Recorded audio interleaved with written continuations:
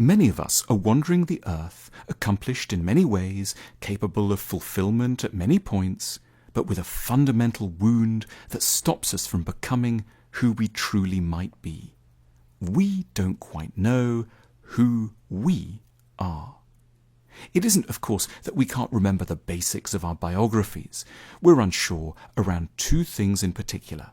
Firstly, we don't have a stable sense of what we're worth. And secondly, we don't have a secure hold on our own values or judgments.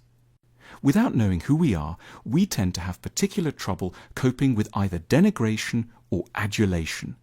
If other people decide that we are worthless or bad, there will be nothing inside us to prevent us from swallowing their verdicts in their entirety, however wrong-headed, extreme or unkind these might be.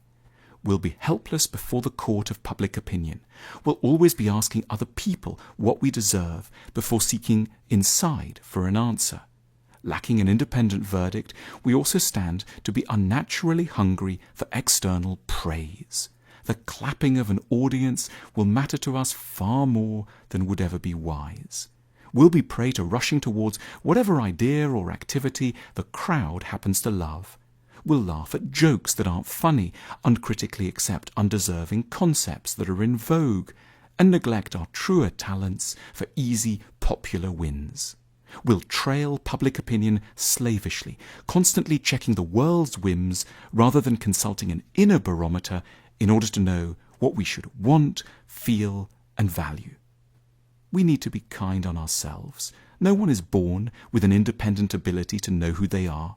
We learn to have an identity because, if we're blessed, in our early years, someone else takes the trouble to study us with immense fairness, attention, and kindness, and then plays us back to us in a way that makes sense and that we can later emulate. They give us the beginning of a true portrait of our identity, which we can then take on and enrich over the years and use as a defense against the distorting verdicts from hurried or ill-intentioned others. Knowing who one is really the legacy of having been known properly by somebody else at the start. This early identity building tends to unfold with apparently innocuous but life-saving small steps. "Oh, that must really have hurt," a parent might say in response to an upset, thereby validating an infant's own feelings. Or, "It's okay not to feel happy on your birthday," the parent might say at another point, delicately upholding an infant's less typical response to certain events. Ideally, the child isn't just known, he or she is also interpreted as likable. A good parent offers generous interpretations. They're on the side of the child and are always ready to put the best possible gloss on moments of ill temper or of failure, which forms the basis upon which resilient self-esteem can then later emerge. Now, that's the ideal, but it can, of course, go very wrong, and often does. A parent may offer mirroring that is out of sync with the reality of the child. "Look, who's such a happy little boy or girl?" a parent might insist, when actually the opposite is clearly the case, thereby badly scrambling the child's ability to connect with their own emotions. Or the parent might only lend the child a very harsh, punitive way of interpreting itself, repeatedly suggesting that the child is ill-intentioned or no good. Or the parent may simply not show very much interest in the child, focusing themselves elsewhere, so that the child grows up with a feeling that not only is it not worth cherishing, but also, because it hasn't been adequately seen and mirrored, that it doesn't even quite exist. A feeling of unreality is the direct consequence of emotional neglect.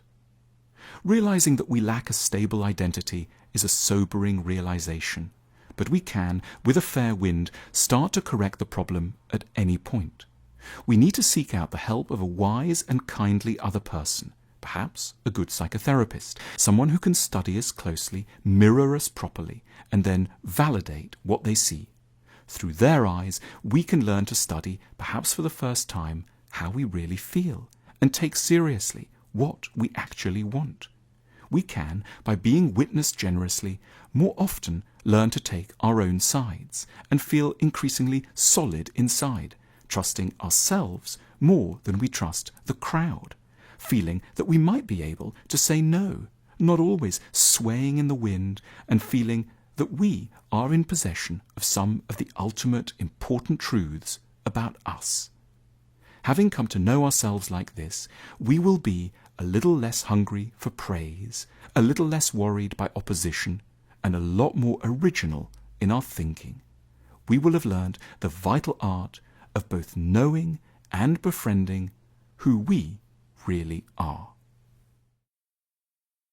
Our Know Yourself cards can help us to better understand the deepest, most elusive aspects of ourselves.